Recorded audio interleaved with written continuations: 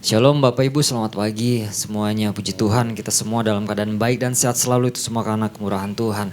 Oke, puji Tuhan Bapak Ibu. Pertanyaan terbesar dalam hidup kita, seperti Bapak Gembala katakan hari Minggu, pertanyaan terbesar dalam setiap kita masing-masing. Seringkali orang percaya bertanya seperti ini, siapakah aku di hadapan Tuhan?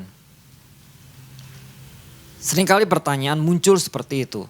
Atau muncul pertanyaan seperti ini, tujuan hidupku untuk apa Tuhan? Apa tujuan hidupku ada di dunia ini? Nah, pertanyaan-pertanyaan itu seringkali timbul di dalam setiap kita, orang-orang percaya. Nah, mari Bapak Ibu buka bersama-sama di dalam Hakim-Hakim 6 ayat 12 sampai yang ke-13. Oke, demikian firman Tuhan. Malaikat Tuhan menampakkan diri kepadanya dan berfirman kepadanya, demikian, Tuhan menyertai engkau, ya pahlawan yang gagah berani. Jawab Gideon kepadanya, ah Tuhanku, jika Tuhan menyertai kami, mengapa semuanya ini menimpa kami? Di manakah segala perbuatan-perbuatannya yang ajaib yang diceritakan oleh nenek moyang kami kepada kami? Ketika kami berkata, bukankah Tuhan telah menuntun kita keluar dari Mesir? Tetapi sekarang Tuhan membawa kami dan menyerahkan kami ke dalam cengkraman orang Midian. Nah, pesan Tuhan minggu ini jelas dikatakan bahwa krisis identitas. Dan sudah dijelaskan oleh beberapa hamba Tuhan yang lain. Nah, mungkin ada di antara kita Bapak Ibu, kita sedang mengalami apa yang dialami oleh Gideon. Ya. Mungkin kita rindu melihat kuasa Tuhan itu terjadi dalam kehidupan kita. Kita rindu melihat mujizat Tuhan. Nah, kita rindu itu semua. Tetapi gini, di dalam hati kita penuh dengan keraguan. Di hati kita penuh dengan rasa ragu, rasa tidak mampu, atau ada rasa kekecewaan, atau rasa trauma, atau gini, Tuhan tinggalkan, jangan-jangan Tuhan tinggalkan hidup saya. Nah, kenapa krisis identitas ini bisa terjadi dalam kehidupan orang-orang percaya? Nah, pasti kan ada penyebabnya. Nah, kalau kita lihat bersama dalam perikop ini, dalam Hakim-Hakim 6, ini belum masuk poinnya Bapak Ibu.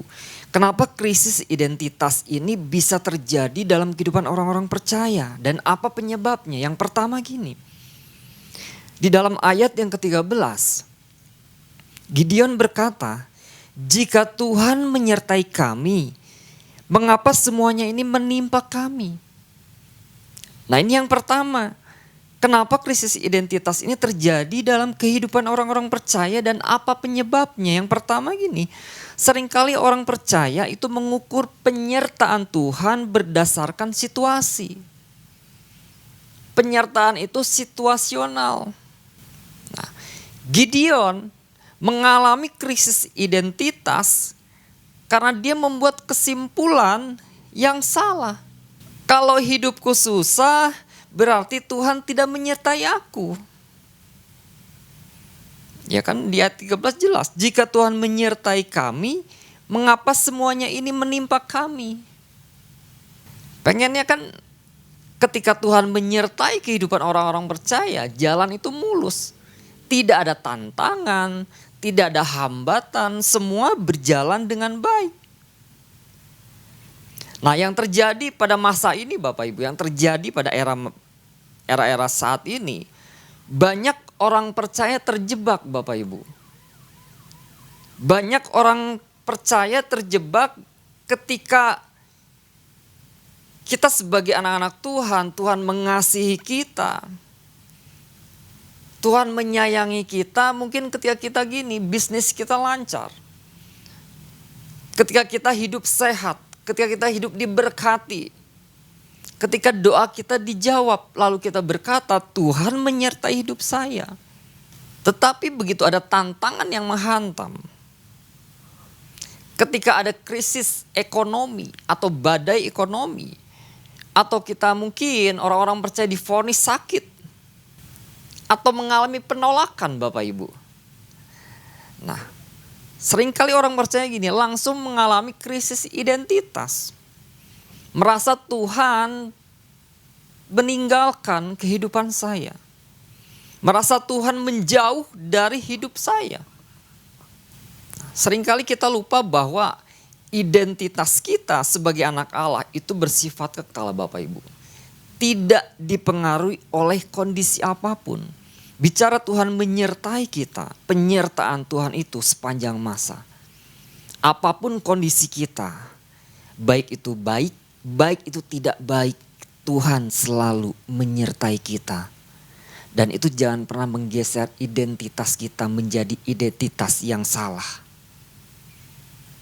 Nah, yang kedua, kenapa krisis identitas ini bisa terjadi dalam kehidupan orang-orang percaya dan apa penyebabnya? Yang kedua, tetap di ayat yang ke-13 dikatakan, di manakah segala perbuatan-perbuatannya yang ajaib yang diceritakan oleh nenek moyang kami kepada kami.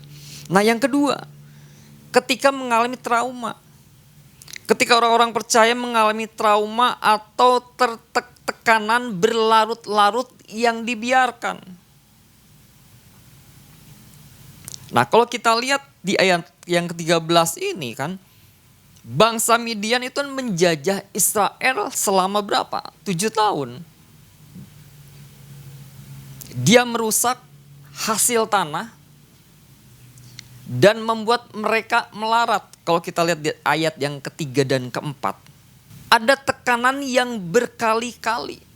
Dan ini membuat Gideon mengalami kelelahan mental secara dan spiritual. Ini yang Gideon alami. Nanti Bapak Ibu bisa baca ya di ayat ketiga dan keempat. Jadi cerita mujizat di masa lalu yang dikatakan di manakah segala perbuatan-perbuatan yang ajaib diceritakan oleh nenek moyang kami kepada kami. Itu seakan-akan seperti dongeng yang tidak realistis. Itu kan masa lalu Tuhan tolong hidup saya. Itu kan masa lalu Tuhan membimbing hidup saya. Tetapi ketika mengalami satu masalah, problem dalam kehidupannya, dia bertanya, di manakah segala perbuatan-perbuatan yang masa lalu itu? Nah, di dalam masa kini Bapak Ibu, di dalam kehidupan kita saat ini, identitas itu seringkali terjadi ketika orang percaya berada dalam pergumulan yang terlalu lama. Pergumulan yang terlalu lama dan ini tidak dibereskan. Misalkan konflik dalam rumah tangga. Misalkan doa yang tidak kunjung dijawab. Nah, ini secara tidak sadar bisa menggeser identitas kita yang benar menuju identitas yang salah.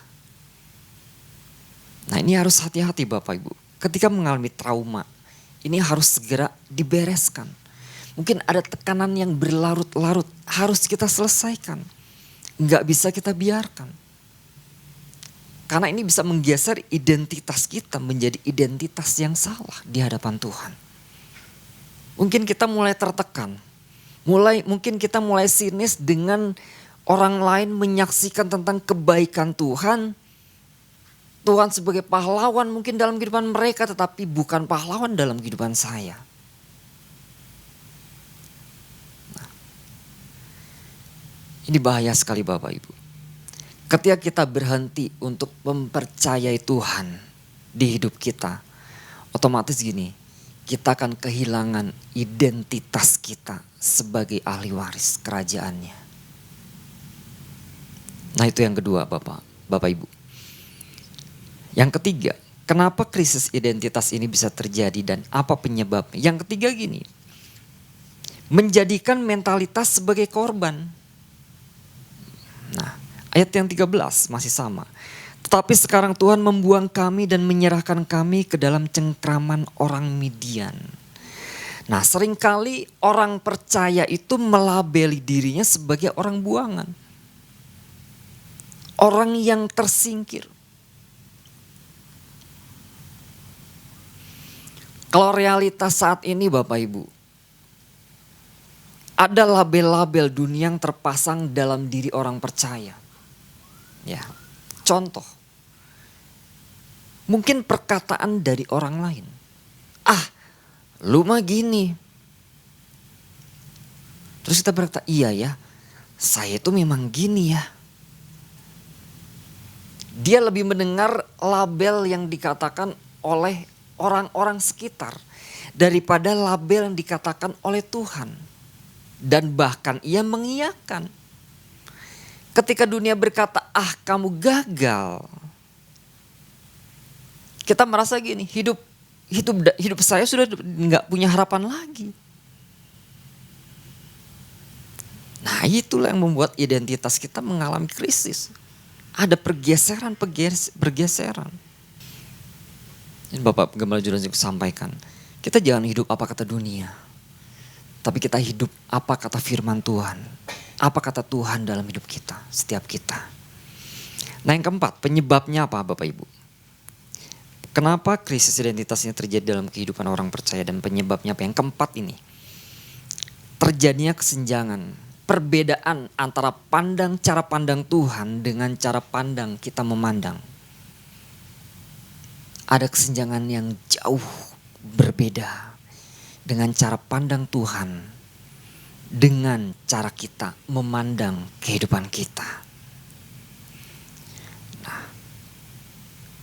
Kalau kita dilihat ayat berapa itu ya, malaikat Tuhan menyapa gini kan, hai pahlawan yang gagah berani. Ketika malaikat itu berkata seperti itu, apa yang dia lakukan? Dia sembunyi. Dia sembunyi di tempat pengirikan anggur. Ternyata kalau kita lihat, ada ketidakselarasan. Sedangkan Tuhan memandang potensi Gideon yang luar biasa, sementara Gideon hanya melihat keterbatasan jasmania. Suku gua yang terkecil nih, saya masih muda. Cara pandangnya gitu. Tetapi Tuhan melihat ada potensi yang luar biasa pada diri Gideon. Nah yang terjadi saat ini Bapak Ibu, realita yang terjadi saat ini, krisis identitas yang terjadi dalam kehidupan orang-orang percaya. Di saat ini kita menolak blueprintnya yang Tuhan sudah nyatakan dalam setiap kita. Tuhan sudah mencetak itu semua dalam kehidupan kita. Jangan sampai kita berkata gini, saya gak layak, saya gak pantas, saya tidak berharga. Sedangkan Tuhan memandang setiap kita adalah pribadi-pribadi yang sangat berharga di mata Tuhan. Kita adalah orang-orang yang lebih dari pemenang. Tetapi seringkali kita melihat gini, kekurangan kita, keterbatasan kita, mungkin dosa masa lalu, mungkin keterbatasan fisik kita. Nah itu yang keempat Bapak Ibu. Nah sekarang masuk dalam poin. Nah sekarang tadi penyebab dan akibat kenapa orang percaya bisa mengalami krisis identitas. Nah sekarang bagaimana sih langkah kita sebagai orang percaya supaya kita tidak menghidupi identitas yang salah tersebut. Kan ada langkah-langkah yang harus kita bangun. Ada langkah-langkah yang harus saya bangun dalam kehidupan saya juga. Nah ketika Tuhan mau memakai Gideon, ternyata Tuhan tidak langsung memberikan strategi perang dalam dirinya. Ternyata apa yang Tuhan lakukan terlebih dahulu, Tuhan memulihkan identitasnya terlebih dahulu. Nah ini yang poin yang pertama. Di ayat 13-14 Bapak Ibu. Langkah yang pertama yang harus dilakukan orang percaya yaitu yang pertama gini. Mengalihkan fokus dari mata jasmani ke mata iman. Ayat 13-14 demikian firman Tuhan, jawab Gideon kepadanya, ah Tuanku, jika Tuhan menyertai kami, mengapa semuanya ini menimpa kami? Di manakah segala perbuatan-perbuatan yang ajaib yang diceritakan oleh nenek moyang kami kepada kami? Ketika mereka berkata, bukankah Tuhan telah menuntun kita keluar dari Mesir? Tetapi sekarang Tuhan membuang kami dan menyerahkan kami ke dalam cengkraman yang orang Midian. Ayat 14. Lalu berpalinglah Tuhan kepadanya dan berfirman, "Pergilah dengan kekuatanmu ini dan selamatkanlah orang Israel dari cengkeraman orang Midian. Bukankah aku mengutus engkau?" Nah, di ayat yang ke-13, kalau kita lihat mata Gideon, cara pandang Gideon lebih fokus kepada jasmani, kepada bangsa Midian. Melihat masalah yang besar yang terjadi. Hanya melihat gini, hal-hal penyertaan Tuhan yang terjadi di masa lalu. Perbuatan-perbuatannya yang ajaib yang diceritakan oleh nenek moyang kepada kami. Sedangkan di ayat yang ke-14 dikatakan apa? Tuhan membalikan daripada fokus Gideon. Di sana Tuhan berkata, "Pergilah dengan kekuatanmu ini." Dan di ayat terakhir dikatakan apa yang terakhirnya? "Bukankah aku mengutus engkau?"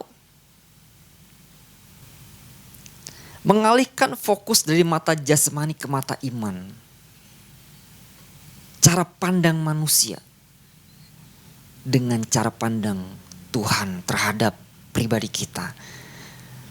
Nah, seharusnya gini Bapak Ibu. Banyak cara pandang penilaian yang salah atas diri kita melalui apa? Cara pandang kita secara pribadi. Cara pandang secara manusia seringkali salah. Karena cara pandang manusia menilai segala sesuatu itu berdasarkan situasi. Berdasarkan kondisi yang sedang dia hadapi. Situasi enak, situasi baik-baik saja, Tuhan menyertai hidupku. Padahal bicara tentang situasi itu bisa berubah. Kapanpun situasi bisa berubah. Kita nggak tahu keluar dari tempat ini situasinya seperti apa. Situasi bisa berubah. Gideon melihat situasi bangsanya gini. Yang sedang miskin, yang sedang dijajah, lalu dia membuat kesimpulan gini, Tuhan pasti sedang membuang kami.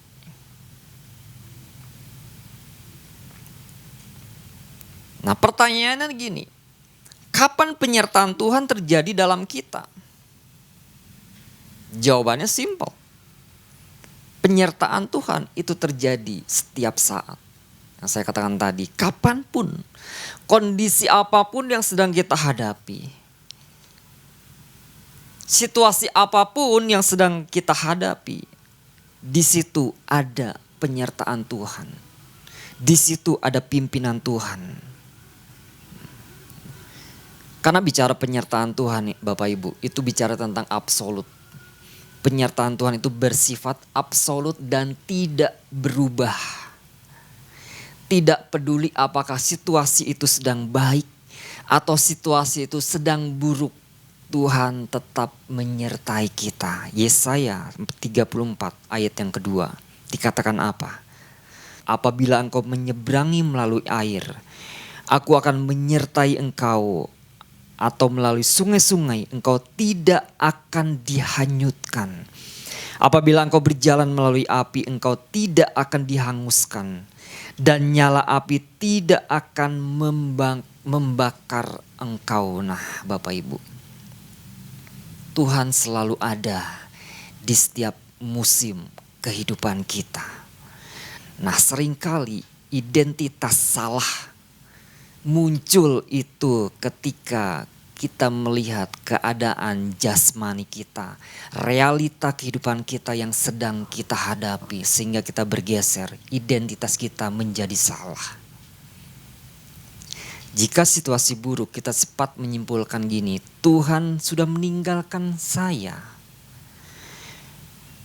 Saya merasa dibuang oleh Tuhan. Tuhan gak perhatikan hidup saya. Nah, jangan sampai Bapak Ibu, keadaan ini, perkataan ini kita biarkan.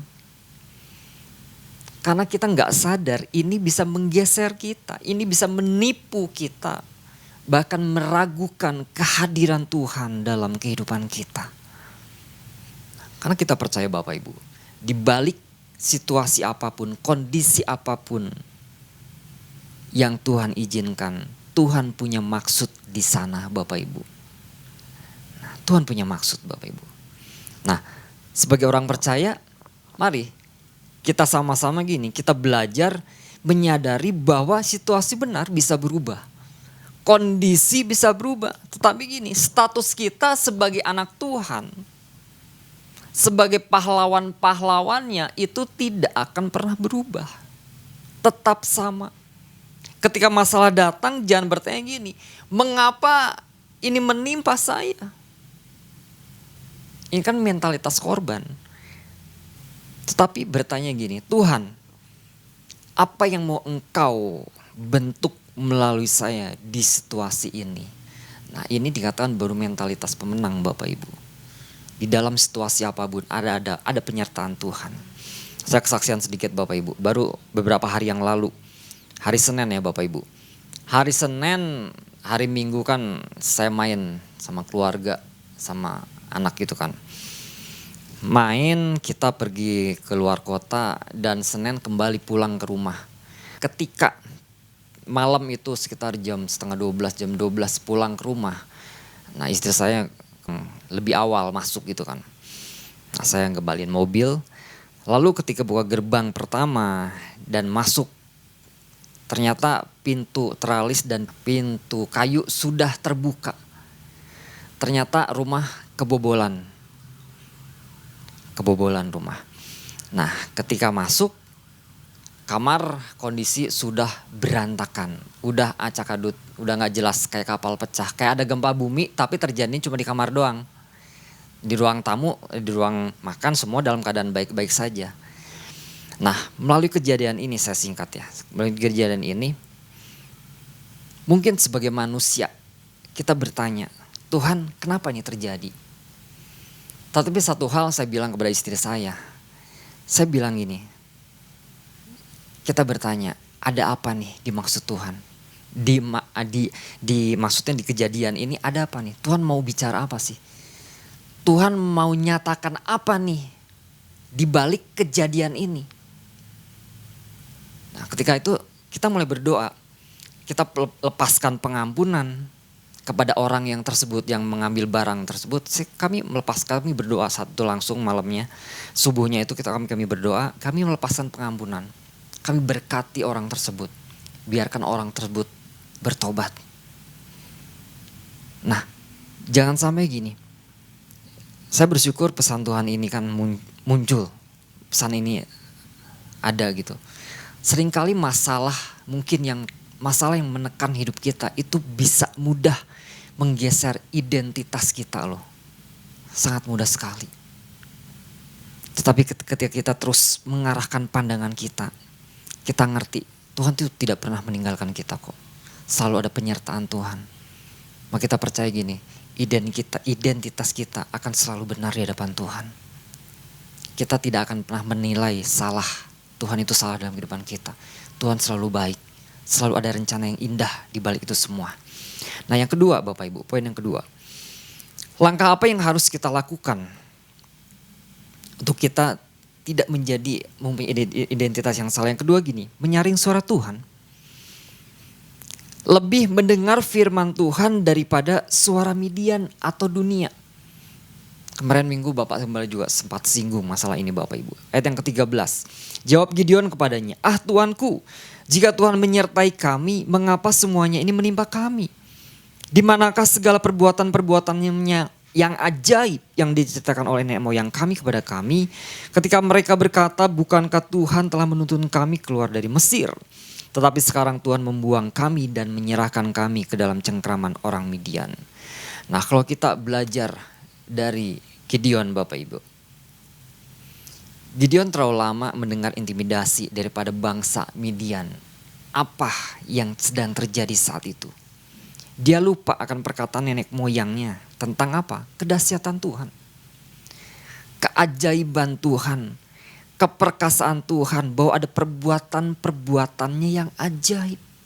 Yang nyata, yang sudah Tuhan kerjakan, yang sudah Tuhan lakukan pada saat itu. Sekarang realita pada zaman sekarang Bapak Ibu.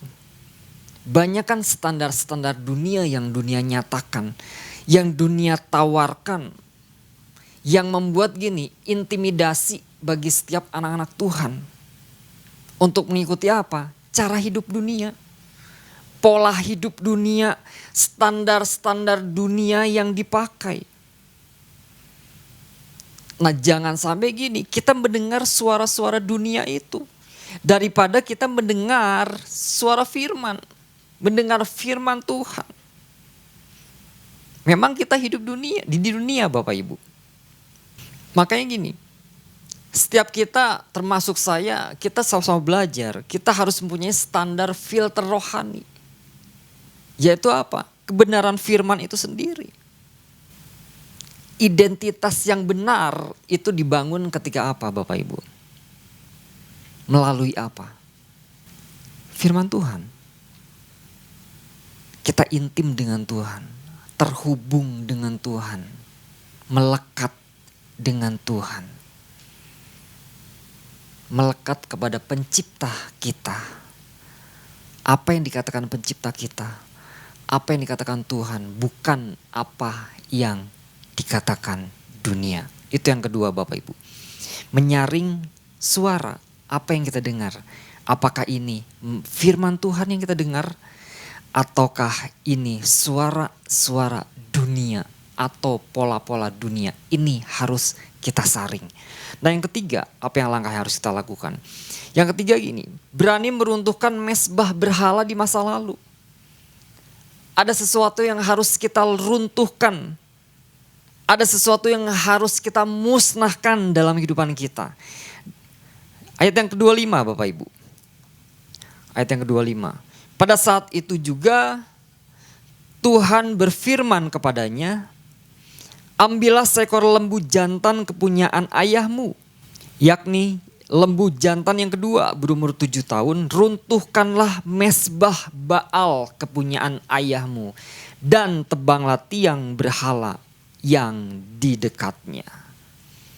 Nah, setelah identitas langkah pertama yang Tuhan lakukan bukan berperang melawan Midian, tetapi Tuhan suruh Gideon meruntuhkan mezbah Baal milik ayahnya.